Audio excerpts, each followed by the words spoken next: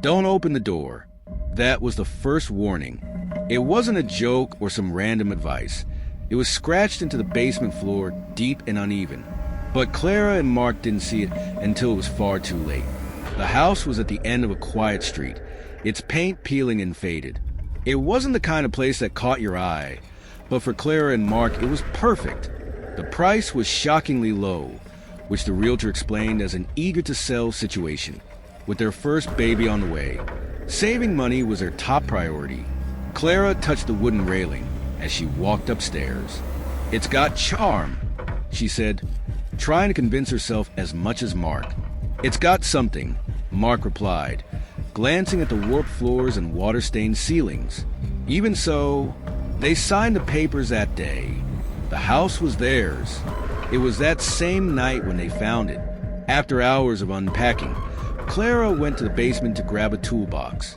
The stairs creaked loudly, and the single bulb flickered as she reached the bottom. The air was damp, with a faint metallic smell she couldn't identify. That's when she noticed it.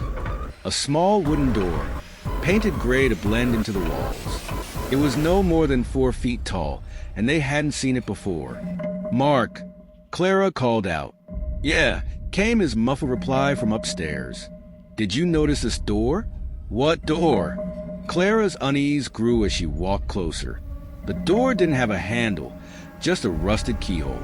Scratches surrounded it, like someone had tried to break in or out. Her fingers brushed something cold and wet near the edge. "Mark, get down here." Her voice shook. Mark's footsteps thundered down. "What's wrong?" He froze when he saw the door. That wasn't in the blueprint. "Should we call the realtor?" Clara asked, but Mark was already inspecting it. "It's probably just an old storage room," he said. He grabbed a crowbar. "Let's check it out." The door resisted at first, groaning loudly as if it were alive.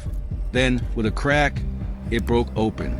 A gust of freezing air rushed out, carrying the unmistakable smell of rot. The space inside was tiny and pitch black.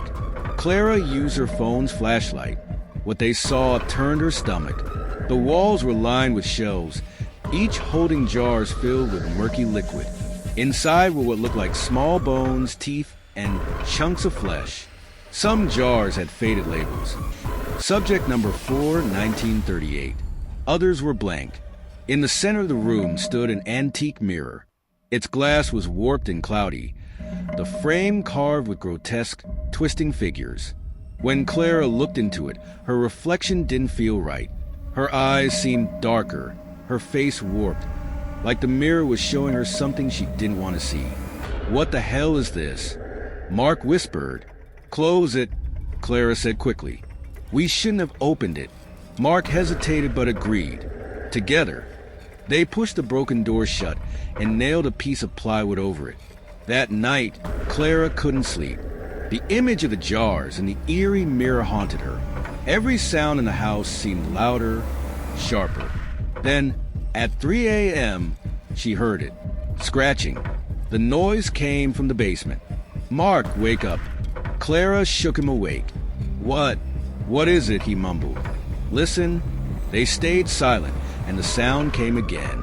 A slow, deliberate scratching, like nails dragging across wood. It paused, then started again, more insistent this time.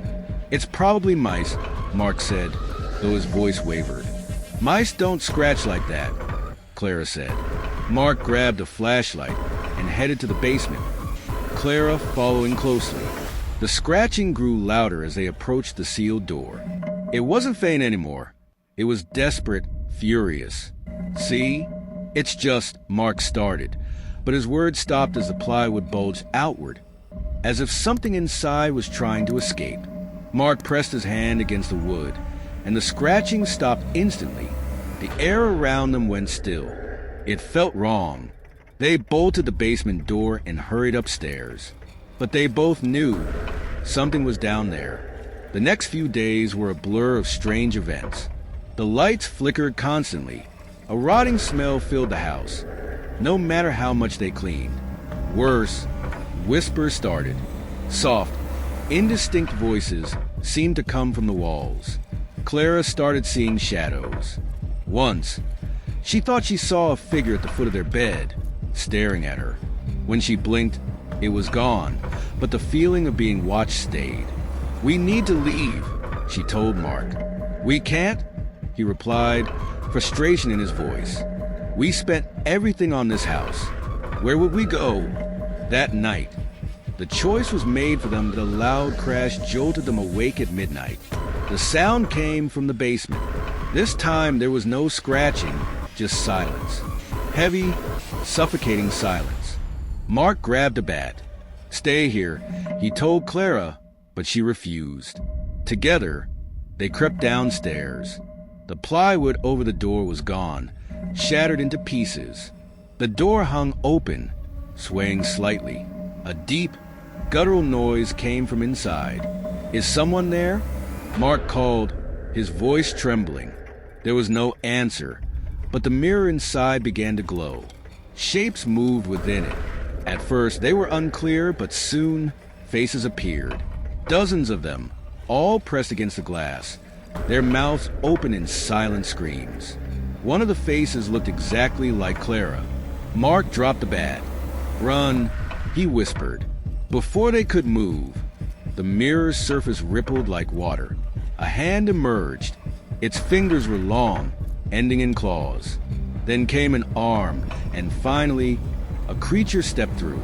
It was tall and skeletal, its gray skin stretched tight over its bones.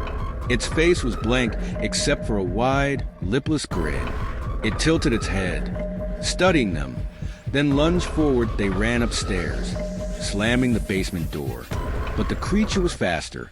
It appeared in the hallway, its body twisting unnaturally as it crawled toward them. Mark threw open the front door, dragging Clara outside. They ran to the neighbor's house.